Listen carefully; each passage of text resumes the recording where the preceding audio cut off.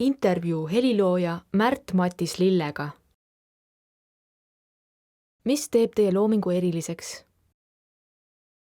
Sellised omadussõnad nagu eriline väljapaistev, seda pigem nagu kuuled võib-olla mingisugust teisest perspektiivist, aga kui mõelda, et mille poole ma ise nagu püüdlen, mis ma tajun, et see on kuidagi mulle väga omane. Ühelt poolt ma arvan, et mind on alati huvitanud muusika suhe teiste kunstidega, et kuidagi tuua mingit teist perspektiivi muusikasse.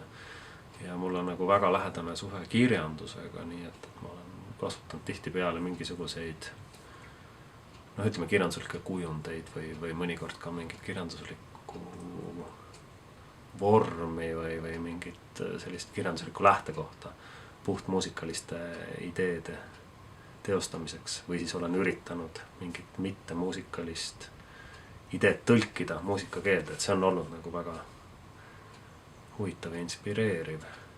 Minu jaoks üks kõige selliseid järjepidevamaid jooni on olnud muusika ja sõna suhte otsimine. Ja see on kõige laiemas plaanis, see on kulmineerunud ooperite kirjutamisega.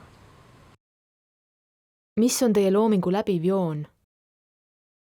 Tegelikult on, heliloona on huvitav minu jaoks võib-olla see, kui ma iseenda nagu sellist arengut vaatan või mõtlen sellele, et pigem nagu mingid muutumised või mingisugused asjad, mis on nagu läinud natuke teistmoodi. Et mul on olnud pikalt nagu hästi paelu mingisugune mitte muusikaliste kujundite muusikasse tõlkimine, aga teisalt mul on aina rohkem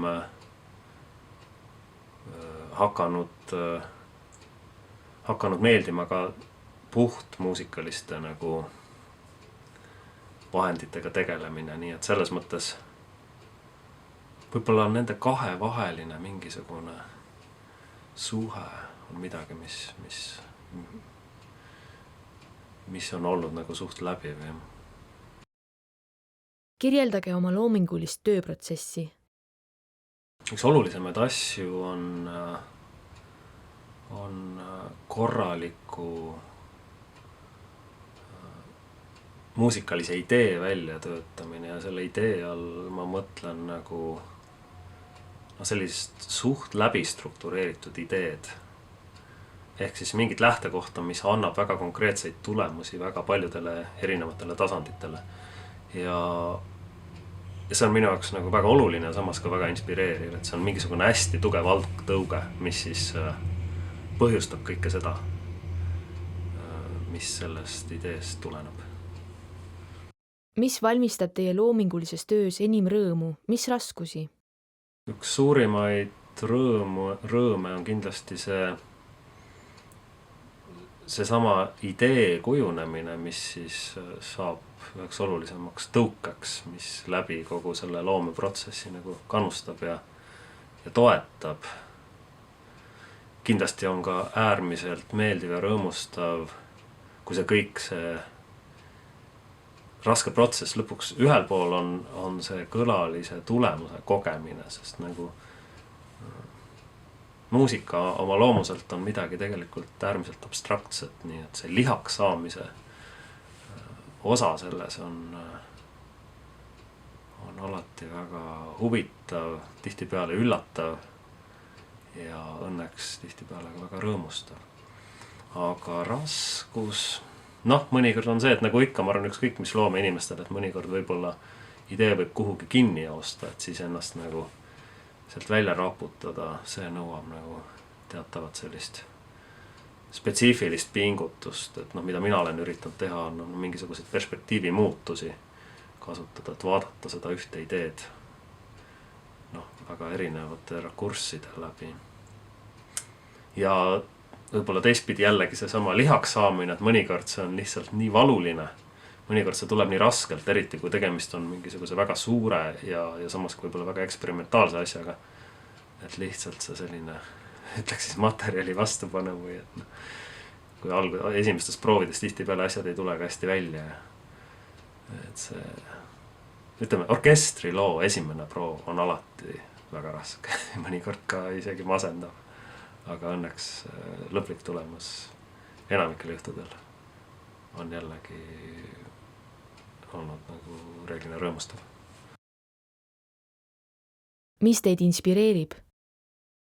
Üleüldse nagu loomingulisus kui selline. Et see on nagu, et alati on parem olla loominguline kui mitte loominguline, ükskõik mis valdkonnas nagu. Et kuidagi tänapäeva ühiskonna probleem mulle tundub on see, et inimesed väga lihtsalt muganduvad ja kujunevad mingiteks nagu passiivseteks tarbijateks. Et mulle tundub, et loomingulisus on selle vastand. Ja minu jaoks loomingulisus muusika vallas on selles mõttes see kõige loomulikum tee lihtsalt, kuidas seda loomingulisust teostada, sest muusikaga ma olen elus kõige rohkem tegelenud ja ma arvan, et see tuleb mul ka üsna hästi välja. Kas ja millisest muusikast ammutate inspiratsiooni?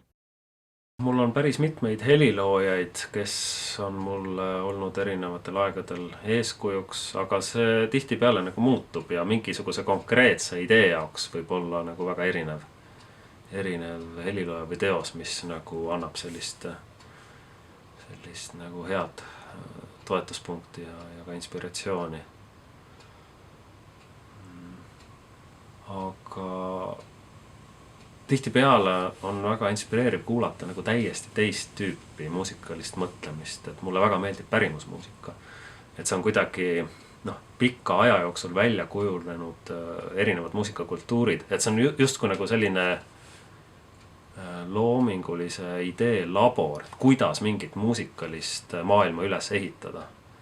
Et see tihtipeale toob esile muusikas mingisuguseid väga huvitavaid, üllatavaid ja teistsuguseid aspekte, mille peale tihtipeale ise võib-olla ei tulekski. Kes ja mis on teie eeskujud, mõjutajad? Mitmed sellised 20. sajandi suured nimed, võib-olla kõige rohkem Olivier Messiaen oma sellise väga kaugele viidud ja mastaapse süsteemsusega, kuidas ta oma muusikalist keelt üles ehitas. Aga natuke uuematest erinevatest, näiteks Toshio Hosokawa on mulle olnud väga oluline. Tema süntees sellise Jaapani traditsioonilise kultuuri ja kaasaegse helikeele vahel on olnud väga mõjuv ja muljetavaldav. Eestis olen ma väga austanud Veljo Tormist. Natuke sarnastel põhjustel nagu Hosokavad, et mingisuguse väga teist tüüpi loogika toomine süvamuusika keelde. Ja selline väga õnnestunud süntees nende kahe mitte sugugi lihtsalt kokku mineva maailma vahel. Mida soovitate noortele heliloojatele? Äärmist avatust maailma suhtes ja ülimat nõudlikkust iseenese suhtes. Et üldiselt ma soovitan alati noortele minna kindlasti välismaale. Eesti on väga väike maa, siin on väga palju head, aga ainult siinsega piirduda, see jääb natukene väheks, et saada aru üldse, mis maailmas toimub. Ja teine asi on see, et ma arvan kunstis üleüldse, et mingit sorti nõudlikkus ja rangus iseenese suhtes on väga oluline ja väga edasiviiv jõud, et mul on õnn olnud kokku puutuda päris mitme juhtiva heliloojaga praegusel ajastul ja ma pean ütlema, et nende kõikide puhul üks läbivaid joone on see sama, mida ma ütlesin, et nõudlikkus iseenese suhtes, ükskõik kui suure staariga on tegemist, see nagu kumab läbi nende puhul. Tallinna Ülikooli digiõppevaramu projekt on valminud Euroopa Sotsiaalfondi meetme kaasaegse ja uuendusliku õppevara arendamine ja kasutuselevõtt raames Haridus- ja Teadusministeeriumi tellimusel.